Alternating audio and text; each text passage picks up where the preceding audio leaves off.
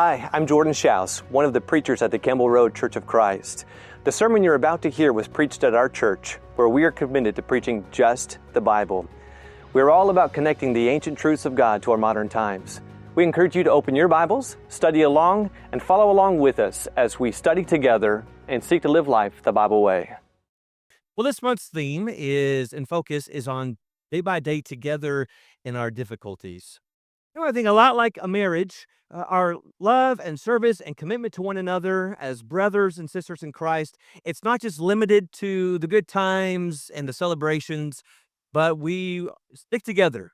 We serve and care and love one another in the good and the bad, and the hard and the joyful. And there's a unique picture of this in 1 Samuel chapter 30. Now, I think this unique text presents an illustration of what it looks like to grow together and stand together in good times as well as bad. Here's just a brief synopsis of what's going on in 1 Samuel chapter 30. David and his ragtag group of followers and men are on the run because King Saul is incredibly jealous about David's fame and attention in Israel. And so Saul has sought to kill David on numerous occasions. And so David and his group have to live on the run, always moving somewhere else. And so finally, David comes up with the idea that this is never going to end. And so I just need to move to the land of the enemies. And so he takes his people and they go to the land of the Philistines. That's where Goliath was from.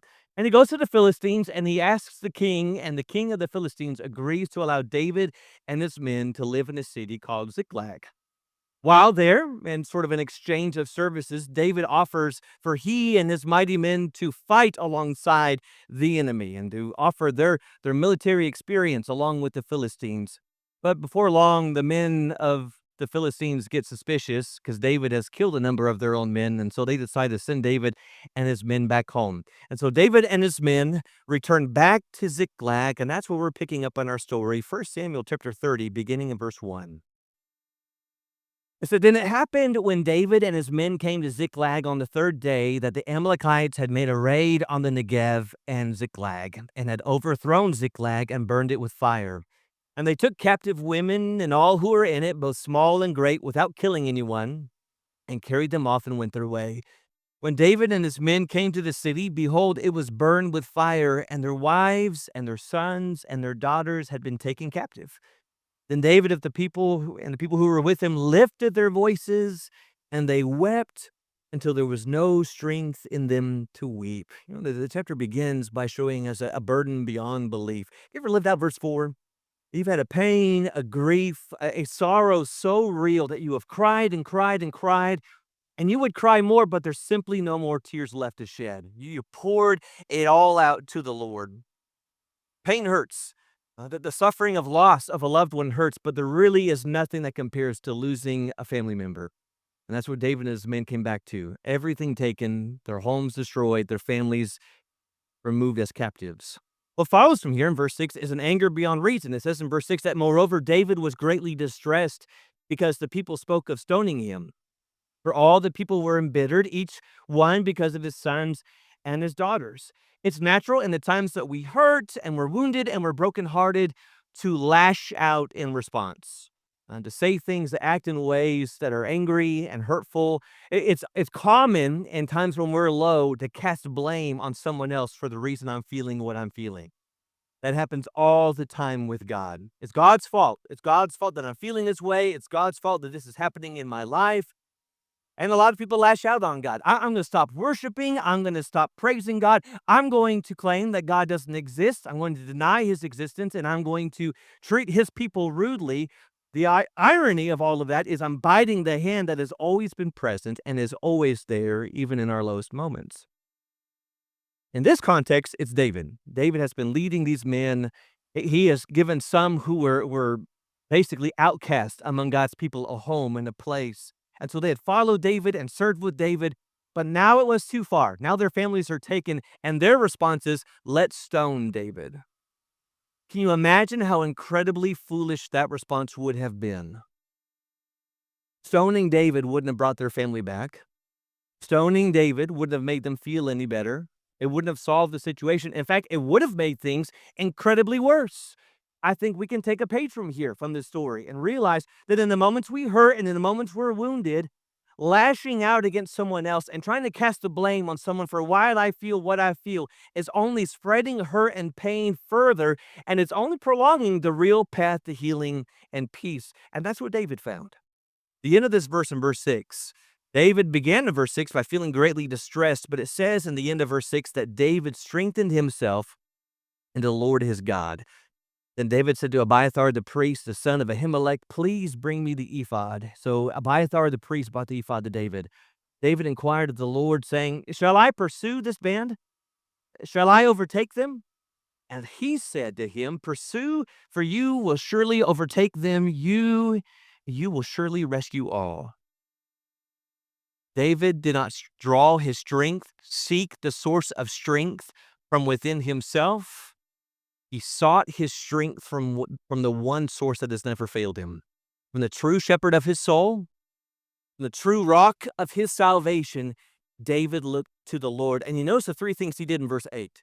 Three things in a moment of crisis that he turned to the Lord and found favor and strength and blessing in. One, he sought the Lord's will. What is God's will going forward? Two, he waited for God's response. He waited for the Lord to respond before acting. And then three, when the Lord told him what the answer was going to be, David trusted in that because God says there's going to be victory. You're going to reclaim them all. How does the next verse begin? So David went. Again, just a thought from the page. And the moments I feel alone, and the moments it feels like no one is there for me, and the moments where it feels like I'm deeply depressed and wounded and no one's by my side, there is a place. There is a rock. There is a cleft. There's a shepherd. There's a hand. There's a protector. There is a God who is always by us. Our source of strength is always there if we turn to him. So David turns to the Lord and he gathers his strength, and then he goes with the men. And he takes these men, exactly as the Lord says, to go and pursue the captors of their families. And so it says that David went, he and 600 men who were with him, and they came to the brook Besor, where those left behind remained.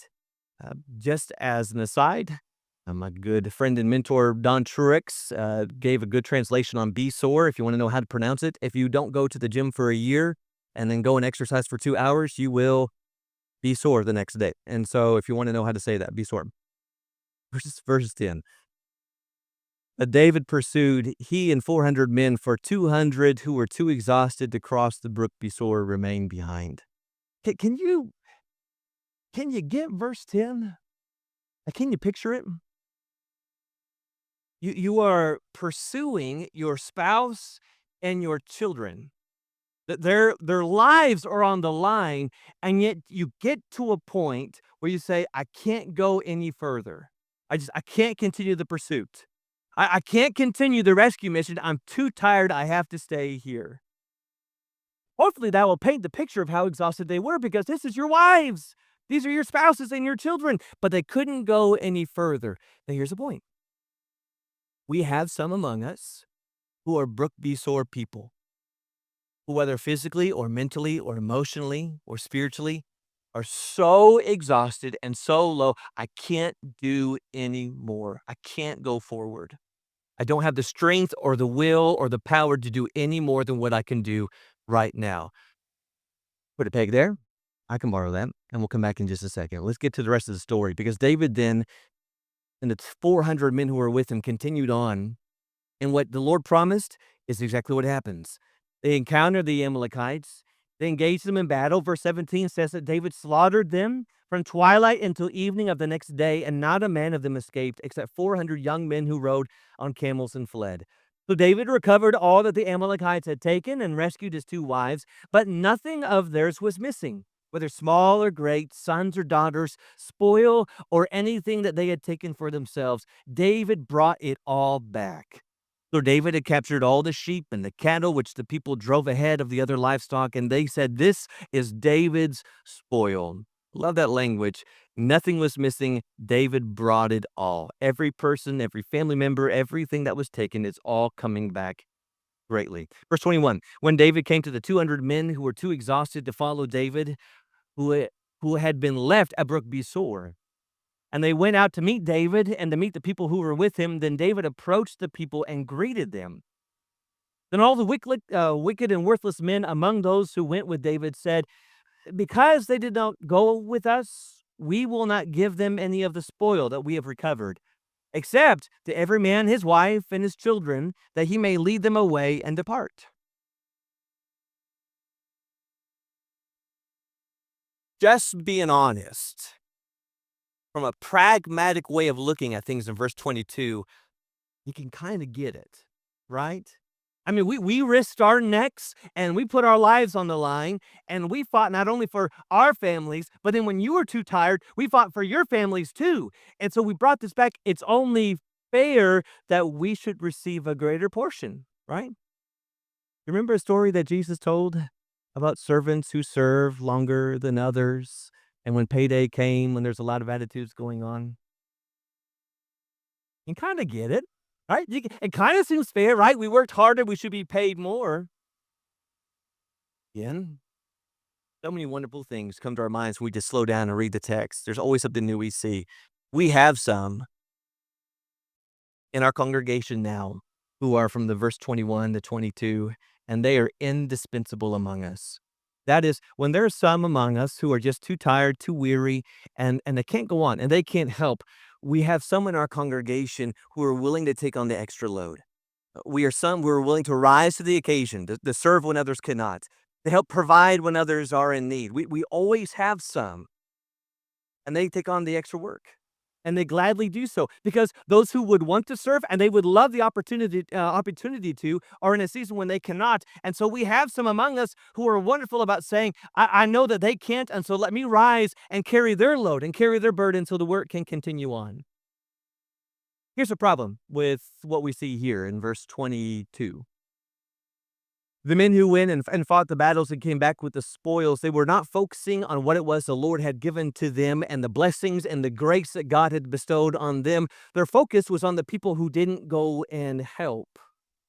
Did you notice how they're described in verse 22? This is not David's description. This is the Holy Spirit's description when he says that they are wicked and worthless men. Wicked and worthless. Why? Because there's no compassion and there's no grace on their hearts for those who simply don't have the strength to go forward.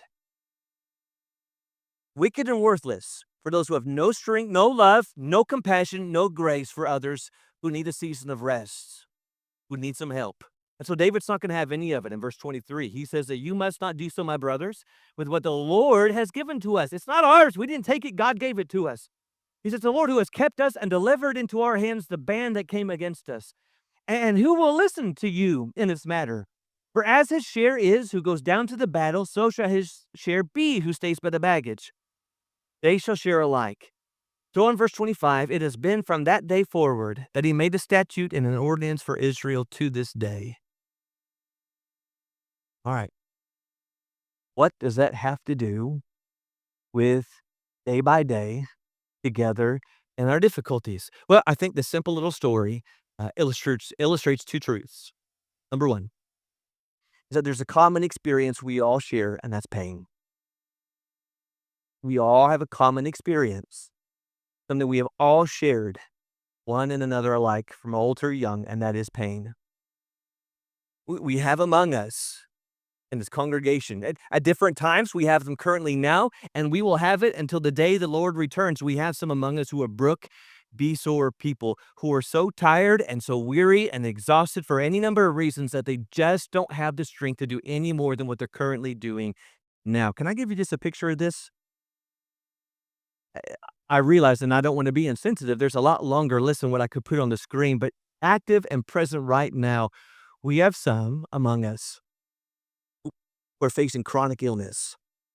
Chronic illness is not the typical illness, which you feel bad and you go to CVS and you take some medicine, and after a while it gets better and you go back to the way it used to be. Chronic illness is every day you wake up, and as you awaken, the pain and the symptoms and the realities are there with you.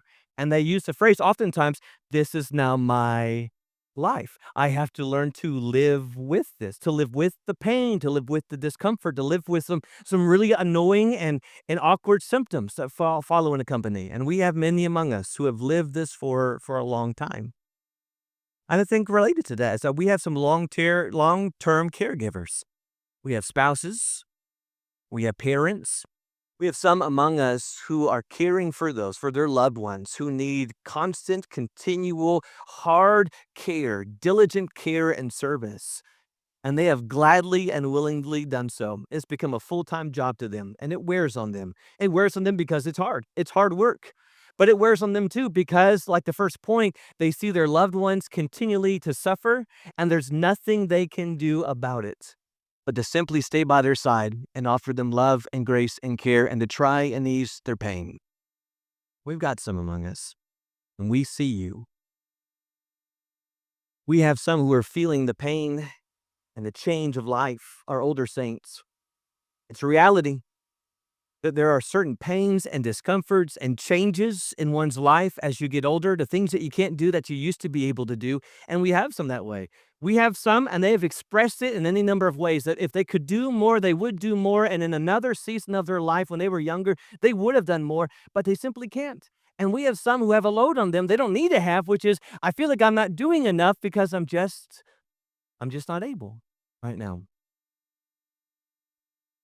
And we have many among us who have walked through the deep, dark valley of the shadow of death. And so I counted. I'm not going to name them for the fear that I missed one. But I took from January the 1st, 2025, until just this Friday, and I counted up every death that our congregation has experienced. Those who are close to us, family members, anything that was anywhere associated, touched any one of our members, and we have had 20 deaths within this congregation this year. 20. It's a lot of grief. That's a lot of pain. That's a lot of loss. We've had 4 specifically of our own members who departed from us and gone on with the Lord. We have some among us who have faced the pain of divorce, an unwanted, undesired, unsought divorce, and yet the marriage ended in an ugly way, and they're figuring out how to pick up the pieces of a dream, of a life that they had imagined that's simply not there anymore. We have some who are the constant source of criticism and gossip and complaint. It seems like they can never get out of the target of a lot of harsh things being said and spoken and spun about them. We have many who are feeling and literally living daily in the pits of depression. They just don't have the strength, the energy, the feelings, the desire to go forward. They're heavy laden with the burdens of life. And then we have family strife. Husbands and wives that simply are not in a good place. Parents and children that seem to be in a constant strife. We have prodigals who have left the family and left the home. Here's why I put all that up there. One, all that's real right now. That's real time. And this church family, I'm not talking about the brotherhood at large. I'm talking about Campbell Road, us in the pew. That's us right there. That's a picture of us.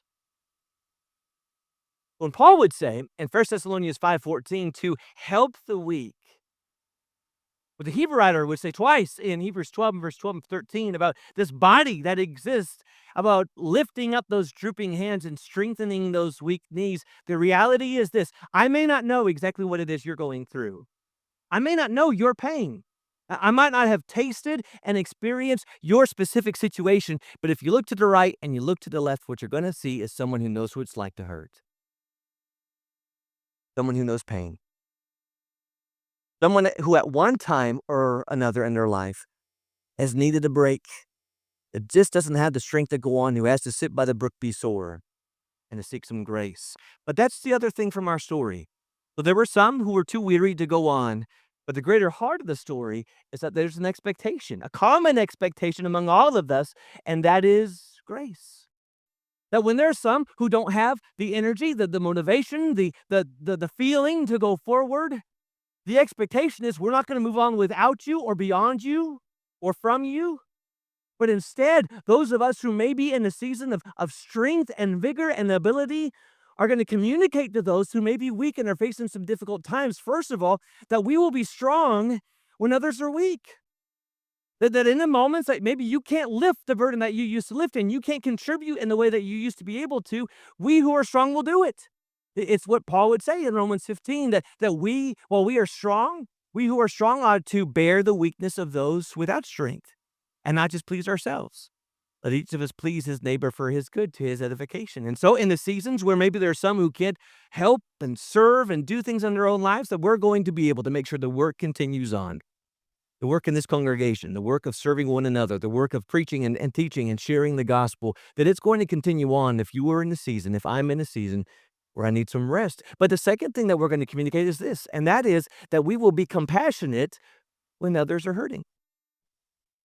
Okay, it's not we're going to move on past you. We've got work to do, so you sit by the brook and we're going to keep on going.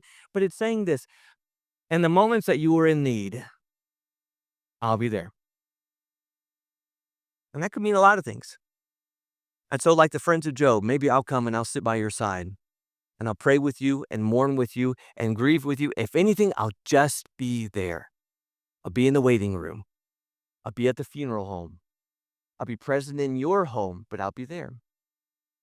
Or maybe like a Ruth to Naomi, that if you can't provide for yourself right now, that if you're just in a season of not feeling capable, then I'll help. I'll provide for your needs. I'll provide for your food. I'll provide for you financially. I'll provide some encouragement and some strength if you're in real need. Or maybe, and I loved Brother Matt. What beautiful words today, brother. The empty tomb changes everything, and Jesus changes everything. What a small gift Mary gave when she simply wiped his feet. But if I can help alleviate some stress, if I can help lighten the load and bring some comfort, if I can help breathe some encouragement and support and hope, then I will. Do you know what Galatians 6 and verse 1 really means? The truth behind this passage? The truth is this: one, there are times in our lives when there's a load that just feels too heavy to carry by ourselves. Sometimes, some situations, some realities, it feels too much for me. And that's why God gave each other. But what this verse also teaches is, I can't take your burden from you. I can't take it away from you, but what I can do is I can help you bear it. But in living this passage, bearing your burden, you know what that means? I'm going to have to get up underneath that burden. I'm going to have to let some of that weight fall on my shoulder, and I'm going to feel that. I'm going to feel that pressure, and I'm going to feel that strain, but I'm underneath it. I can't take it from you, but maybe I can make that burden a little lighter. Maybe I'll give you a little more strength to be able to carry your end of the load. That's what that passage means. I can't take it away from you, but I can take some of it on myself so that together we can carry that as one. Can I give you one vein of what this could look like? In the moments that we are not where it is that we ought to be, we kind of say it this way. In the moments we're not in a good place. Ever heard someone say that? He's not in a good place right now. She's not in a good place. And maybe we've let the weariness of life situations and things going on to get us into a way of thinking and speaking. We're kind of like the men in verse 6 where we're starting to lash out in our hurt. In those moments that we find ourselves not in a good place, that I'm going to be there for you. I'll be patient with you. I'll be gracious with you and understanding with you. I will do, as Paul said in Peter said in 1 Peter 4 and verse 8, be fervent in your love for one another because love covers a multitude of sins. You know what that means? It means I'm going to treat you and you treat me. We will treat one another in our lowest moments in the way godly love directs. You know what that means? That in the moments I'm not behaving a lot like Christ because I'm hurt and there's no justification, but I'm hurt and I'm angry and I'm lashing out. I'm not going to go gossip to all the brethren and be like, do you know what she said in her pain? You know what he's doing? I'm not going to jump on Facebook. And I'm not going to announce to a world all the way that someone failed because of their low moment in life. But you know what I am going to do? I'm going to pray for you. And I'm going to wait on you. And I'm going to be a present help in your life to help you get back to the place I know you can be. And I know you're going to do that for me as well. There seems to be a lot of talk these days about church hurt. The church hurts. And it does. It does. For whatever reason, it seems today that the language of today is if it's this epidemic that's taking place among us. There's a lot of hurt going on in churches. Or that it's new, that this is something that we're figuring out for the first time, that in our time, in our lifetime, the church is hurting one another. You want to know what the reality is? The church has always hurt, and every local congregation has its hurt because it's filled with people. And people hurt. People say the wrong things. And we mean to say the right thing, but the wrong thing comes out. And sometimes, like verse 6, we're throwing stones. We're angry and we're bothered.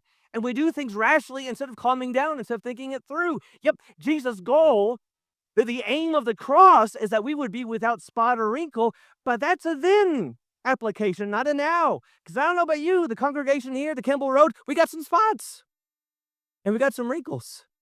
You got me in the pulpit, and I got a lot of wrinkles. And I got some spots. But we do too. Is there church hurt? Yes. Yes. Do you have stories of being hurt by the church? Yes. Yes. And I do too. But you know what I don't hear any of? It's not even a lot. I don't hear any of church love and church grace and church forgiveness and church service in ways that no one could ever imagine or compare. Which stories do I have more of? Love and goodness and grace and service. Well, which stories are more powerful? I guarantee the love and the goodness and the grace and the service are things that the bad times can't compare to.